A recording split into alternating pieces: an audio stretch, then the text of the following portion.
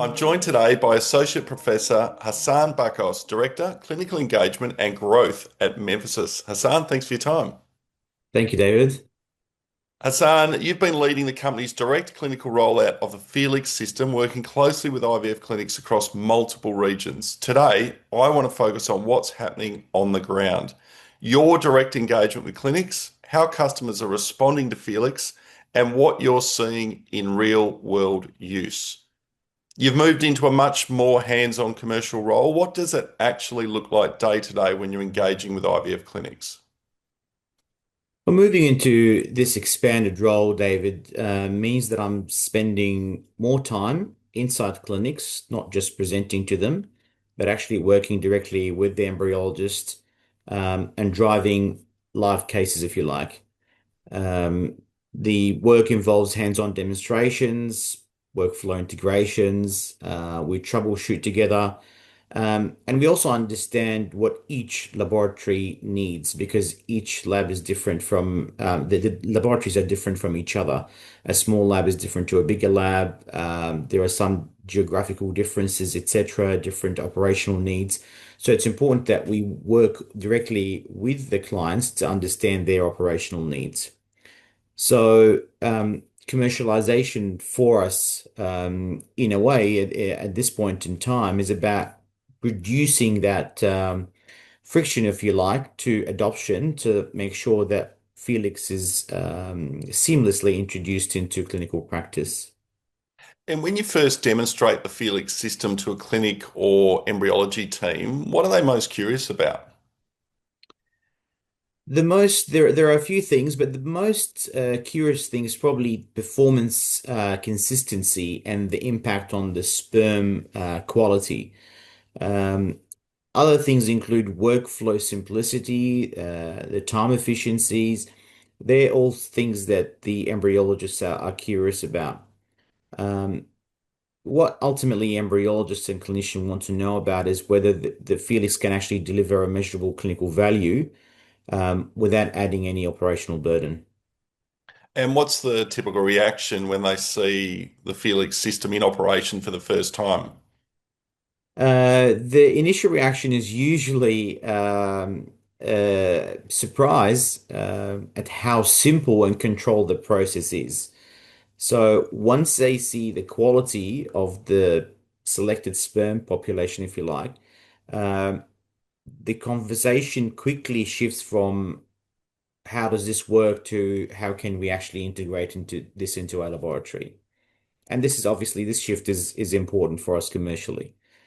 And do you actually see during the presentation, the moment they get it, the moment they go, actually, I can see how this does work in our environment? Yeah, usually once the 6 minutes are over and they actually assess the sperm under the microscope, this is quite an inflection point. When they observe the result, the value proposition becomes very tangible. And you've been closely working in and involved in the rollout with major institutions in the Middle East, including Hamad Medical Corporation. What convinced them to move from evaluation to routine use? So institutions such as Hamad Medical Corporation, they're obviously very reputable in their region, and they move cautiously, but they're data driven. So the decision ultimately came down to the reproducibility of the results, the workflow compatibility with how they operated, and also their initial internal validation. Um, to me, the critical point was when the embryology team saw how consistent and efficient Felix was, um, routine use was allowed. And how important is having a group like them or any other large institution as a reference site when you are entering into a new region? Yeah. Well, key opinion leaders are critical. Obviously, a respected institution reference de-risks adoption in neighboring clinics, and it also accelerates regional credibility. So in a way, it shortens that evaluation cycle for us. and it ensures that peers trust the product more widely and more quickly. Now, we've seen repeat cartridge orders across multiple jurisdictions. From your perspective, what does a repeat order actually tell you about adoption? Well, I mean, repeat orders are the clearest early commercial signal. They indicate that the clinic has moved beyond the evaluation phase and they've actually embedded routine Felix use into their workflow. So it reflects clinician and embryologist confidence in the product, not just an interest.